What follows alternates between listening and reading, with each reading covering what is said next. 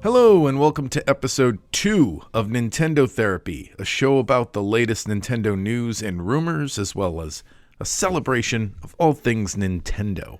How you doing, Sean Flanagan? I'm a good Kevin Nicostefano. We are at that second episode of the second podcast. It's good. Yeah.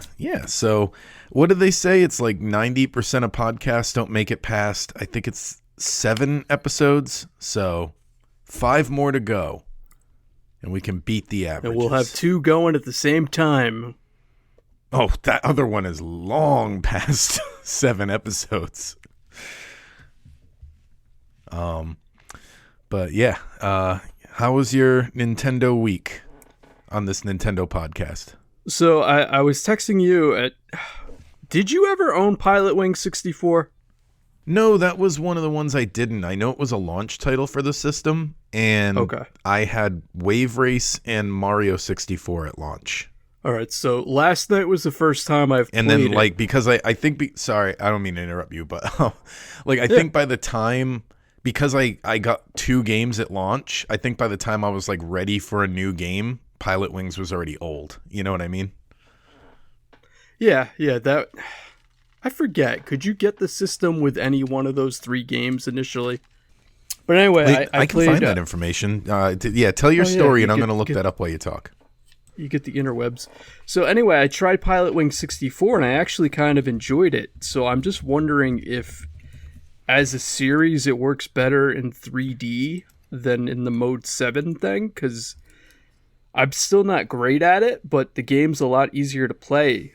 The thing that was hilarious about it, though, is I forget that was that time in N64 games where, anything that was vaguely sports only had, 4 or 6 characters you could be. So, I was just remembering that. They don't seem to have any specific attributes, though, so I guess it doesn't matter who you are, but no, it was fun. It has a replay cam, which I thought was funny, because there was a lot of times I just nosedived into the ground because I was trying to figure out the controls. You know, it's always interesting your first time trying to figure out how to land without killing the guy. Yeah, you don't want to fly around like Harrison Ford. This information is surprisingly hard to Google. Really? Wow. It doesn't say if it came with a game. Did it not come with a game? I swear it launched I know they with did a one game. with Donkey Kong 64. There's a lot of Pikachus. I didn't know there's an orange one here. All right, there's a Pokemon Stadium Battle Set console. There was the Gold console. Man, there's a lot of Nintendo 64s. I just thought there were the 5 colors. I never really looked into this. I didn't think there were that many variations on it. There's the Airlines version. I guess that was on planes. That's got to be a collector's item. None of this told me the games they came in. So I know there was one with Donkey Kong 64, and they did a special controller, and they did a yellow console. I know they had that as a pack-in. Okay. And I know there was one with Mario 64, and I'm pretty sure there was one with Star Wars Episode 1 Racer. Other than that, why can't I just find a list of system bundles for the Nintendo 64? That's what I Googled. This is going to drive me crazy. Was Shadows of the Empire a launch game? Right out of the gate. Yeah, try. It was close to launch, I think. Close? Okay. Because I remember that being out within the first, I don't know, couple months of the system. All right, so the launch games for the US, Pilot Wing 64, Shadows of the Empire was supposed to be a launch game, but it was delayed. Okay. So I think it came out literally a month later, because these other 2, I know, Cruisin' USA, I know came out a month later. It said that was supposed to be a launch game. But what they actually had that wasn't delayed, available day 1 was Pilot Wings and Super Mario 64. And then Wave Race 64 came out later that first month, and then the rest later down the line. Okay. All right, yeah, that makes sense. And then I was saying to you that I I think Mario 64 on the online plays better than the 3D All Stars version. I don't know what the difference is.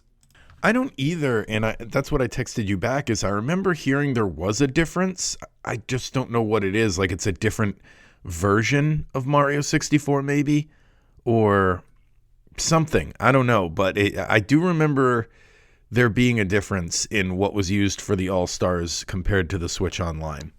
So yeah, I thought that was weird. But all you're doing is we're just both revealing to our listeners now how little we know about the thing we started a podcast about.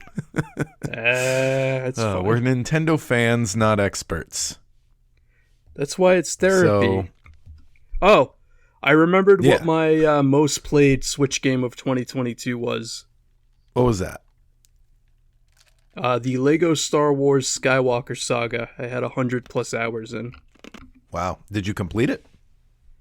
Nope, that's on my to-do list this year to 100% it, because there's a lot to do in that game, but I really liked it. So yeah, my top 3, none of them were Nintendo first-party games.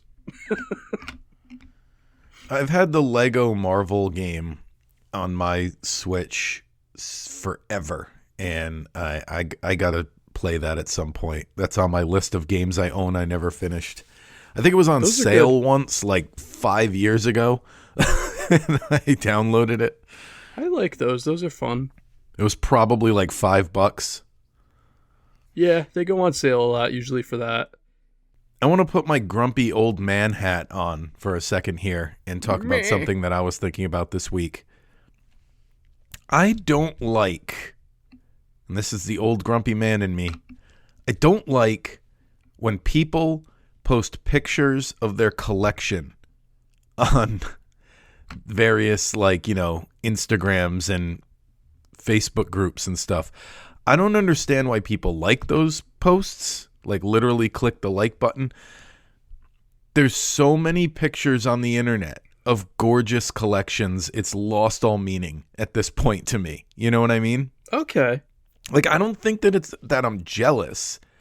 I think I'm just tired of seeing it. It's not impressive anymore. No matter how good your collection is, there's another picture of a better one. And I think it bothers me because, I'm in so many Nintendo things online, various different apps and stuff. I follow them basically to see, what I want to see is pictures or videos of gameplay, or memes about games, or scans of magazine articles. And sometimes people will post a link to a YouTube video they made where they did a review of a game or something. But these groups always get flooded with people rank my collection, or just added these to the collection. And that's not as bad, but it's I don't know. I just feel like at best it's the video game equivalent of everyone posting pictures of their Thanksgiving food. And because it's just the same thing over and over and over. And at worst, it's people just trying to humble brag that they found some rare game, usually lying about what they paid for it. I get it. You've got a shelf full of Nintendo games, and you got little Nintendo amiibos all around there, and Nintendo Lego sets. And I don't know. I'm just a cranky old man, I guess, but I think we need to stop flooding these groups with pictures of collections. I'd agree. It's funny. I do and don't get the collecting amiibo thing, because I have a couple of them, but I use them for the game. So it just seems silly to me to have them and not use them. Oh, if you're keeping them in the box, you're crazy. And Nintendo knew to put a little thing in the boxes so that you couldn't scan the amiibo still in the box, which I think is hilarious. Because forcing people to open it if they want to use them. I know some of that stuff gets crazy too, because there's Japan only amiibos and people go crazy trying to find those. Yeah, I have a bunch of Zelda ones. I collect those, but I'm not trying to get every single one or anything. Especially they have the Bokoblin and a couple of other random Zelda ones. I don't need those.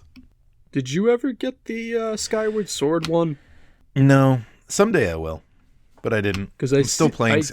That's another thing. I wanted to clarify something because we got a message on Twitter. Ooh. is last week. Apparently I contradicted myself twice, and I just want to clear it up.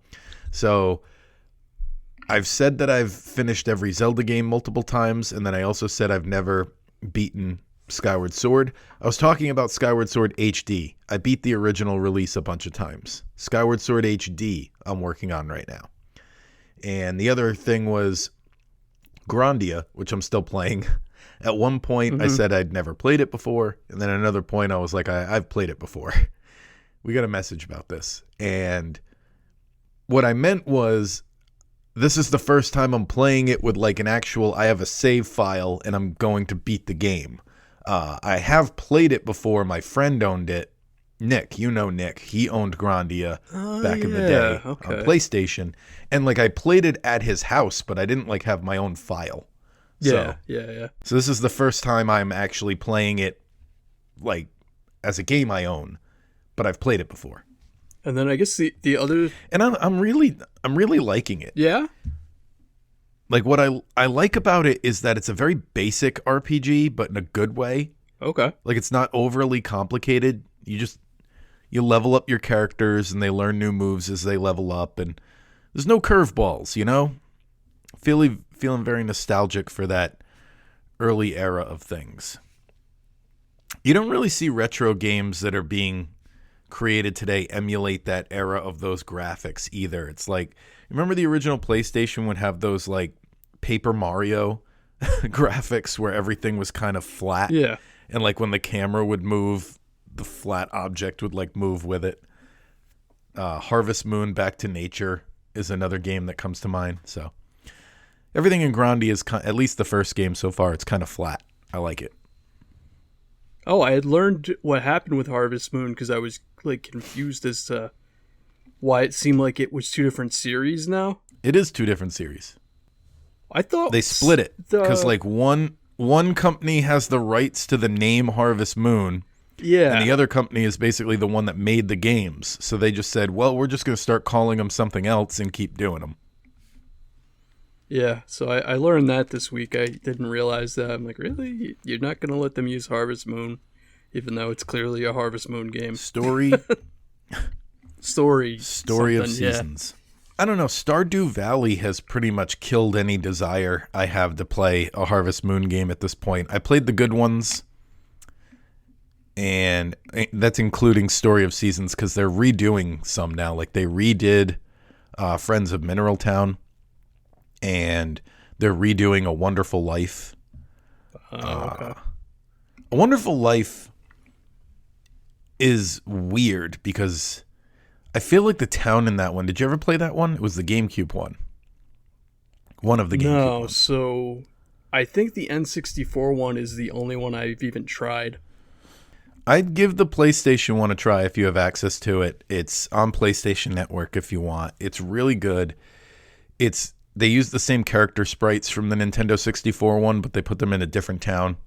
Okay. It's a really good game. It's kind of like DLC for the N64 version. It's like everything that one has plus a little more. Yeah, that's just a genre I never got into. But A Wonderful Life, they're redoing that. I never got into the farming sim thing, and I know part of it is I'm not good at it, so. How can you be bad at it? You can be bad at farming. It's possible. Not in that game. You just water your crops. What, are you forgetting to feed your animals? I don't know. You monster. I'm not a good farmer, so. You grew up in a farm town. That's true. So, I think, also, I'm also playing, had a Nintendo therapy moment this week. Didn't want to play any of the games that I'm currently like deep into, so what I threw on to relax was Yoshi, Super Mario World 2, Yoshi's Island. Oh, okay. Yeah, that's a fun game. That game's gorgeous. That's got to be one of the top 3 best looking games on Super Nintendo. Easily. And I know people say it all the time, but I feel it's weird. I feel like simultaneously, like people don't give that game enough credit, and that people are also always saying, hey, people, forget about this game. So, I don't know. I feel like it's just as good as Super Mario World, if not maybe even a little better. I think it was just confusing Blasphemy. that they subtitled it Super Mario World too. Yeah, and I was watching a YouTube video the other day that apparently it didn't start development as a Mario game. Okay. Like, it was just going to be a Yoshi game. There's like, I guess like in the game data, you can see like sprites for like a thing that, I forget what it was, but something else was riding on Yoshi and it was going to be more of like a sidekick. And at some point in development, they changed it to Baby Mario. But it wasn't always Baby Mario. Was it the dog that's in a lot of those Yoshi games now? No. I think, I remember now. It was like a wizard. Like a Wizrobe. Like a baby Wizrobe. Wait, Wizrobes are Zelda. What are the ones in Mario? Oh. You know, they get the magic wand. Yeah, I can't think of the name of it right now. We're really awesome Nintendo guys. A wizard. It was a wizard, baby. Anything, okay, we don't need a million categories of wizard. Are they Magikoopas? I think that's it. I think you nailed it. All right, so he originally had a Magikoopa, which I guess makes sense because he factors into that game a lot. So, all right. Yeah, he douses the bosses in cocaine and then they turn neon colors. Yeah, a lot of drug use in that game for a kid's game. And I would argue, actually, that game has a better end. There was so much neon back then. Oh, yeah. They love putting that in. That game has a better end boss fight than Super Mario World. For sure. That little 3D Bowser coming over the horizon. You gotta throw the eggs at him. I don't know. I've always liked that. Actually, you know what? I'm gonna go ahead and say it. I think the boss fights in that game overall are better than the ones in Super Mario World. It's just got so much character. Like, I was playing the boss the other night where it's like the ghost in the flower pot and you gotta push the flower pot over the edge. Oh yeah, and that was a fun one. As you keep trying to do it, it keeps pushing you back.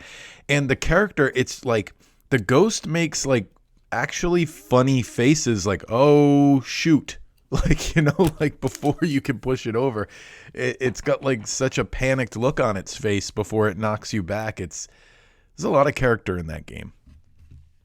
I in the same level, there were these shy guys up top at the top of the level. Yeah. And they're like passing a bomb back and forth to each other. Like they pass it down the line and then drop it.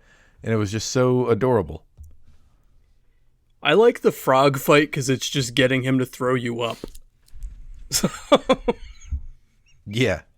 So I guess we can start getting into the news and then on to the topic that we prepared, or I got the research for here. So Nintendo news for this week. There wasn't a whole heck of a lot. We picked a bad time to start a Nintendo podcast. It's a drought of news. But if I'm reading this data correctly, the Nintendo Switch is only 3 million units, a little less, away from passing the PlayStation 4 and becoming the second best-selling home console. The PlayStation 2 obviously is still up top with 155 million. PlayStation 4 is next with 117 million. And then Nintendo Switch is in third place with 114 million. And then it's like something on each of them, but I think they'll take number 2. I don't think they're going to overtake PS2. Well, here's the thing that impressed me. If you include handhelds, Nintendo has 3 of the top 5 systems. That's crazy. That's pretty good. Because the top is still the PlayStation 2. So the Game Boy's still top 5, right? And then the top 5 are the PlayStation 2's up top with 155. The DS came close to beating the PlayStation 2. It sold 154 million. It was like a million short. The Game Boy Color / Game Boy, they're including it as one thing, sold 118 million. So that's in third.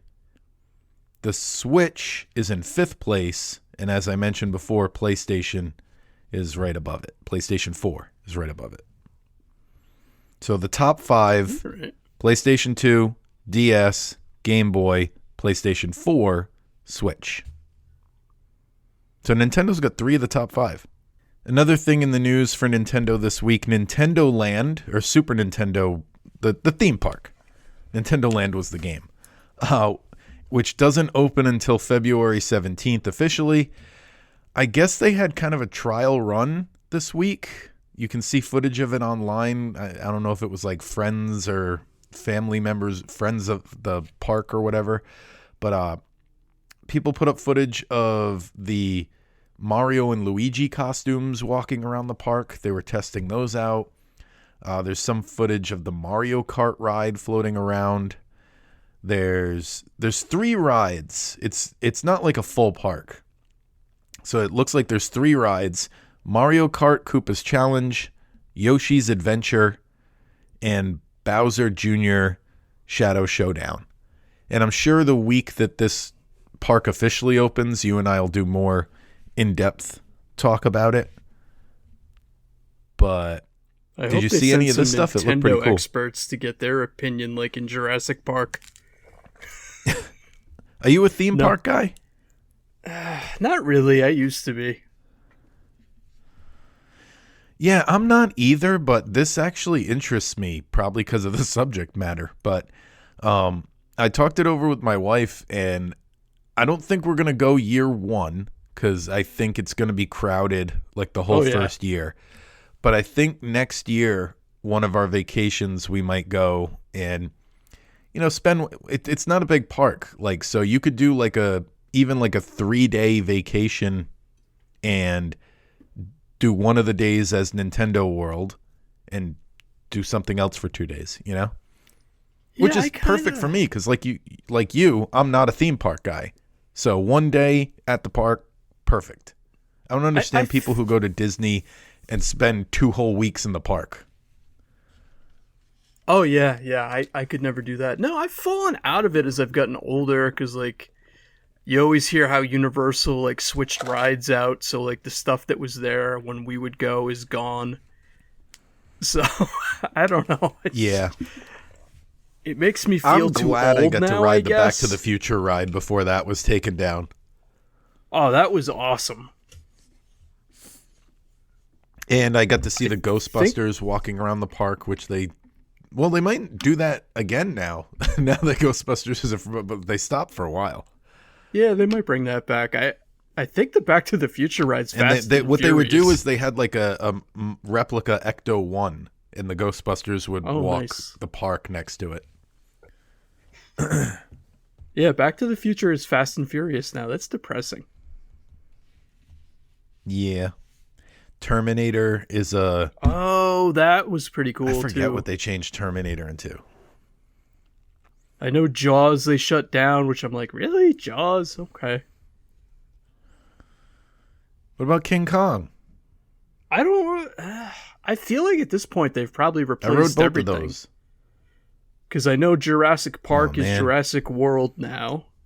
People are more familiar with Jurassic Park than Jurassic World. Jurassic World's one of those disposable movies that people forget they even saw. I know it's got a bunch of sequels and it's successful, but it doesn't have the... is this just my nostalgia talking? Am I out of touch? Do people really like those movies? So this is what I've learned. We're old. Because I was talking to one of my coworkers who's in their 20s. And they were like, oh, Jurassic World, I love those movies. And I'm like, those movies just anger me.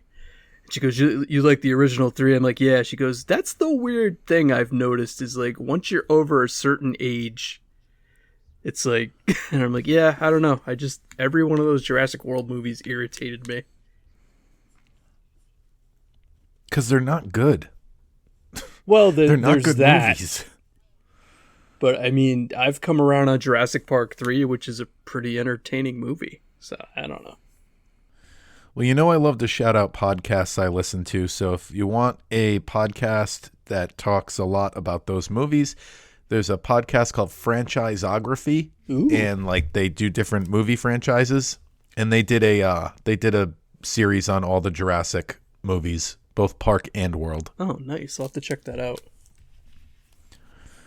They did a really good one on the Rocky movies too, which I just finished listening to, and they talked about the Creed movies in there as well. See, I haven't seen all of those No either. Nintendo. I only saw the first Creed, and then I'm like, oh yeah, they're still making those.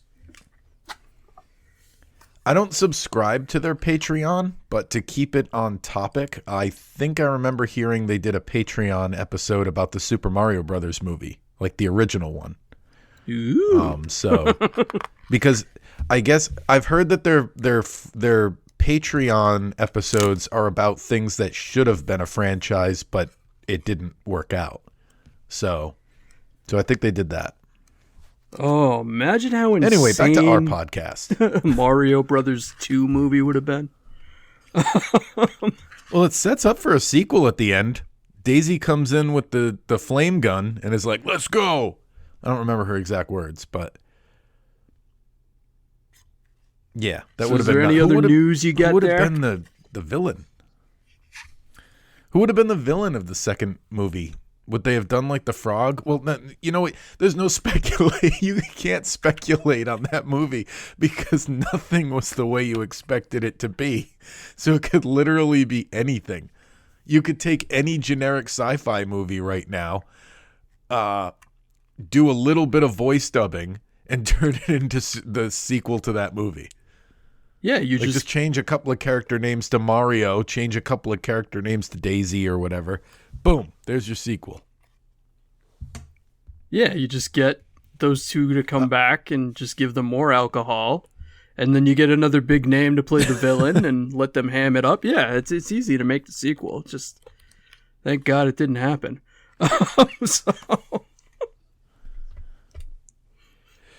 So yeah, I had one other news item here, and it's getting, unfortunately, predictable to hear this because we know the new Fire Emblem game is about to launch.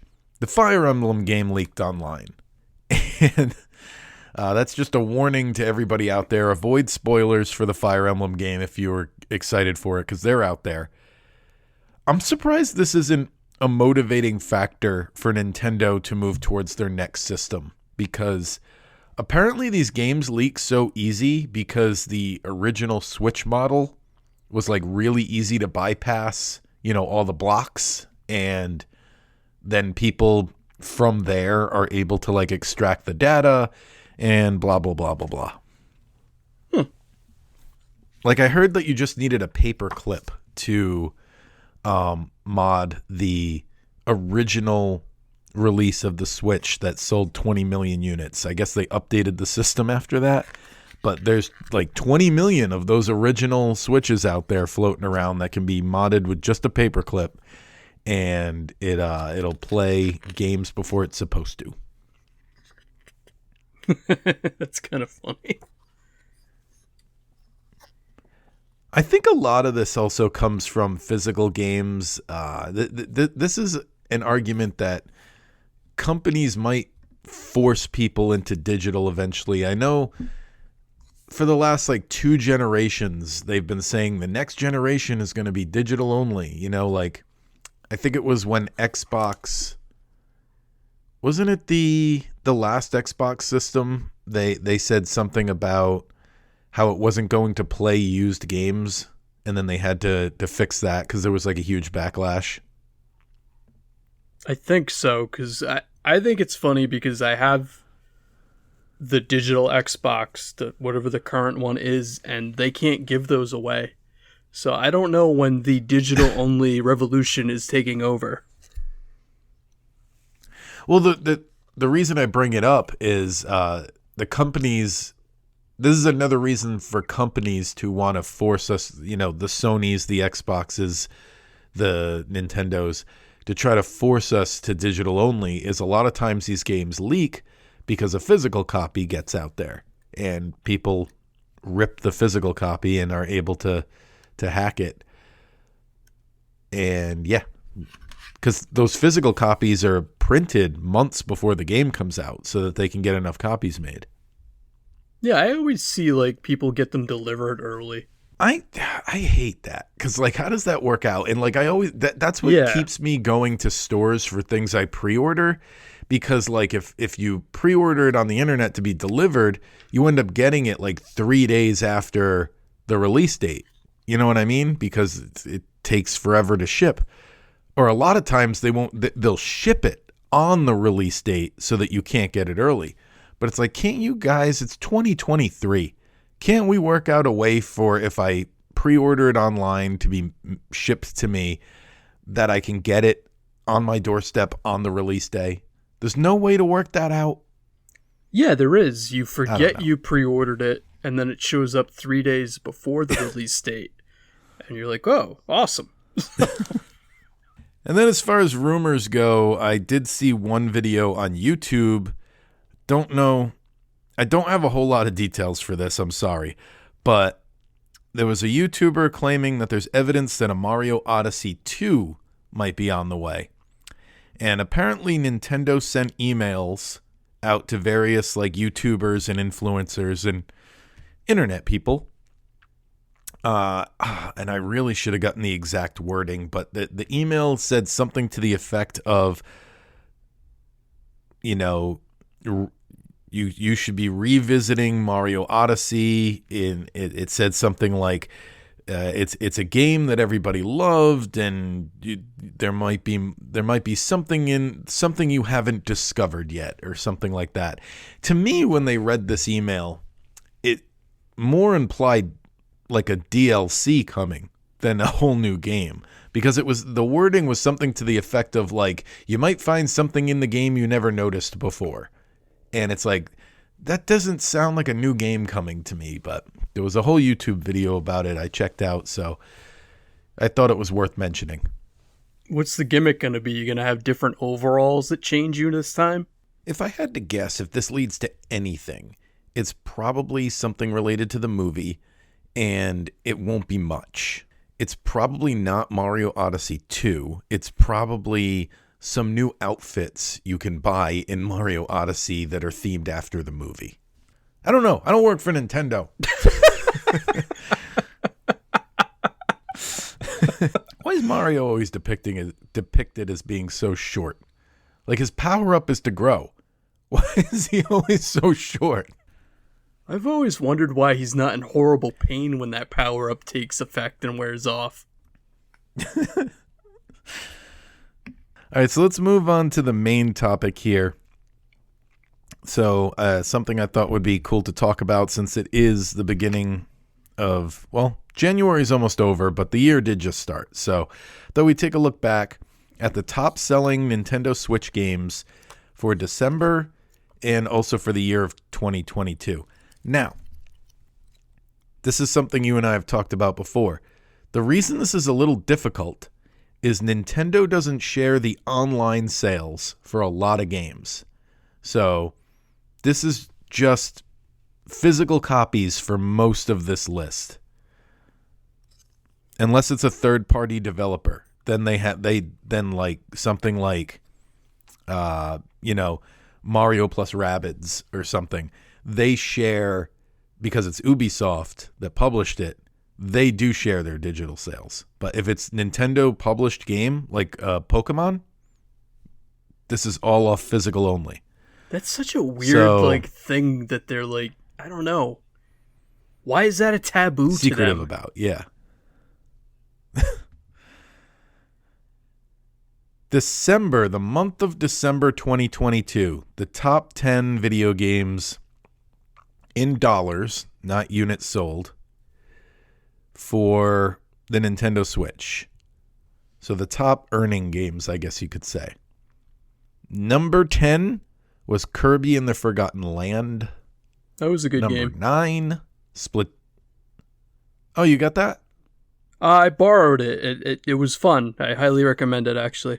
Are you going to get the new Kirby? Not anytime soon, no. Yeah, I'm not excited. I don't see a lot of excitement for that game. So, number 9, Splatoon 3. Wish I had the time, but I don't. But yeah, I love the idea of that game. Yeah, I want to try Splatoon at some point. I've never tried a Splatoon game. I think it would stress me out. It might, yeah. But I thought it was a cool twist on, like, shooter games. Number 8 was Animal Crossing, New Horizons. Number 7 is Nintendo Switch Sports. Oh, yeah. I forgot that was the thing. 6 is Super Smash Bros. Ultimate. My God. Crazy that crazy that Smash is still on here. Number 5, Sonic Frontiers. So a new game making the list. Oh, good for them. Number 4, Just Dance 2023 edition. Oh, yeah, those sell everywhere but here. Number 3, Mario plus Rabbids Sparks of Hope. Hanging in there. See, I keep hearing that Mario Rabbids 2 underperformed. Oh, I don't know. Well, it's the 3rd best-selling game of the month. We'll check the year later. Number 2, though, the number 2 best-selling game for December, and yeah, I get it's Christmas, Mario Kart 8. How are they still finding people that don't own that game at this point? It's been their best-selling game, I feel like, since the thing came out. That's a pack-in game a lot of the time. Hey. I think that's what it is. Yeah, that's a good point. I remember seeing Black Friday stuff with it, but still, it's just amazing that they're still selling enough units of that game for it to be in the top 3. Well, that's why you're not getting a 9. So... I wonder how many of those are people who traded it in and then rebought it when the DLC came out, and then traded it in and then rebought it when there was more DLC, like people who have bought that game 5 times now. And of course, the top selling game for December was Pokemon Scarlet/Violet.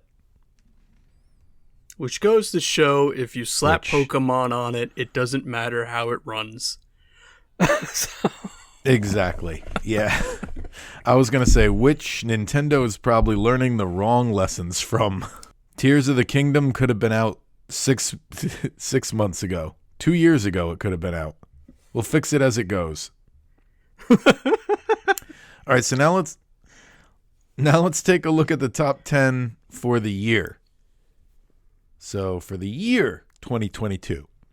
Sorry, I got to scroll. Splatoon 3 at number 10. Okay. Mario Party Superstars at number 9. Glad to see a Mario Party on there. That's a good game. Lego Star Wars The Skywalker Saga at number 8. Yeah. Animal Crossing New Horizons at number 7. You know, it's funny. It's still top 10. I thought that would have died. Yeah, I need to get that game because I have all the other Animal Crossing games. That was the first one I didn't get because I forget what else came out around the same time, but I was playing a different game at the time. And then by the time I was done with that game, I was like, oh, but nobody's probably playing Animal Crossing anymore. So I thought I wouldn't be able to find people to go online with, so I didn't bother. And now here we are all this time later, and it's still selling. So maybe I should get on it at some point. It's the Animal Crossing I spent the most time with, but I gave up. I don't understand the appeal, so. Well, you know I love to collect things, and that's pretty much all you do. Yeah. Number 6 was Super Smash Bros. Ultimate. Number 5, Nintendo Switch Sports. Wow. Number 4, Kirby and the Forgotten Land. So hey, go it was Kirby. The number 10 that's for cool. December, but number 4 for the year. And then a very unsurprising top 3. We've got Mario Kart 8 at number 3. Again, no. Who doesn't? Pete, there's got to be someone out there with 600 copies of this game. At number 2, we've got Pokemon Legends Arceus. And then at number 1, their best-selling game for the year was the game that they're learning the wrong lessons from, Pokemon Scarlet and Violet. Their best-selling game for 2022. Which and probably is funny. 2023. We can because they've got Tears of the Kingdom coming. All the Pokemon people I know who play every single game hate Arceus. It's the second best-selling game of the year on Switch. And hate Violet and Scarlet. It's the highest-selling game on the Switch. And I just think it's funny to me that so many people don't like them, and yet here they are. They've sold the most. So. Well, the thing they hate about Arceus curious is the loading times, because it's apparently a lot like Violet and Scarlet, but instead of being like completely open world, like each thing is like set up into like different loading screens. So apparently that's a big hassle. So much of one. But other than that, I mean, second second highest selling game of the year. So yeah. You know what it is with Mario Kart? It must be like when you get a Switch, if you don't get that with it, someone shows up at your house. Just like, yeah. So you got a new Switch there. You got Mario Just Kart 8 listen. Deluxe. You will. Just going to wake up and it's going to be there. That's what Nintendo's going to do. to fill landfills like with E.T. There's going to be landfills full of Mario Kart 8 Deluxe cartridges. Remember years ago when U2 like gave the free album out on iTunes and it automatically downloaded to everybody's? Yeah. That's what they're going to do with Mario Kart 8 Deluxe once all the DLC is out. Anyone who doesn't have it, it's going to be on your system. It's a nice Switch you got there.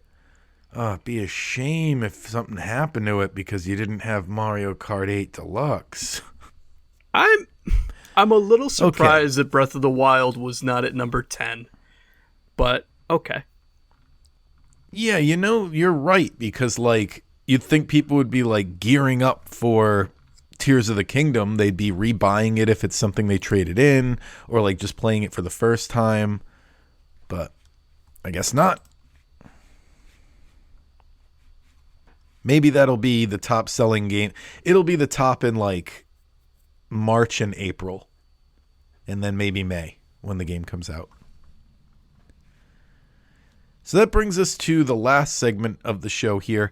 Something Sean and I talked about doing is at the end of each episode now, I've got a list of all the Switch Online games, the Nintendo games, the Super Nintendo games, Nintendo 64, Sega Genesis, all of them. And what I'm going to do is I'm going to put that list into a thing I call a computer. Ooh. And the computer is going to randomly pick a game for us to talk about on the next episode, along with Nintendo news and rumors. So let's fire up the computer. And what we're going to do is ask it to pick a random game. Here we go. Boop, boop, boop, boop, boop, boop, boop, boop, boop, boop, boop, boop, boop. And the game it has picked is, I don't know what this is. It's a Super Nintendo game, Congo's Caper. You ever play Congo's Caper? I haven't played it. I guess I'm going to try it out. It sounds like it has a monkey. I'm looking it up right now. Okay, so let's read the Wikipedia description. Congo's Caper, a side-scrolling platform action video game developed and published for the Super Nintendo by Data East. The game was released in Japan in '92, North America May of '93, later released on the Nintendo Switch via the Switch Online service in 2022. Gameplay. The plot of Congo's Caper involves a half-human, half-monkey boy named Congo, who sets out on a quest to rescue his girlfriend after she is abducted by a demon. Oh, that old story. The player controls Congo. Congo's Caper is played across 35 levels. Oh, God. So I'll probably get through about 4 of them. That take place in multiple worlds, including a jungle, a mountain range, a pirate ship, a volcano, a ghost town. The bosses include, man, they just give you the whole game here. The bosses include a demon, a T-Rex, a ninja, a pirate, a mad scientist, and a vampire.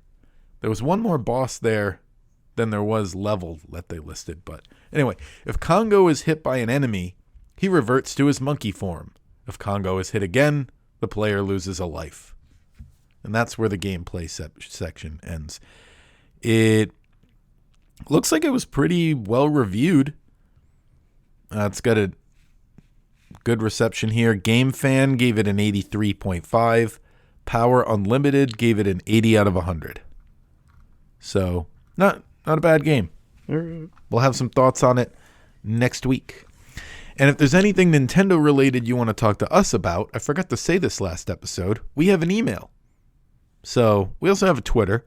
Find us there at Nintendo Therapy. And our email is Nintendo Therapy Pod, P-O-D, at gmail.com. So Nintendo Therapy Pod, gmail.com. Let us know if there's anything Nintendo related you'd like us to talk about. And we'll talk about it. Well, if you'll excuse me, I'm going to go look up Congo's Caper speed runs. Yeah, we'll talk about what we think of it. I don't think we're going to review these games because, I mean, if you want video game reviews, there is no shortage of them online. But we're going to do like a spotlight. We're going to talk about the game. We're going to talk about what we liked, what we didn't like. We're not going to at the end be like, I give this a 96 out of 100. Who cares? You can find reviews anywhere you want, but we'll talk about it next week. And we will see you there. And we love you. And thank you for listening. And tell someone about the show.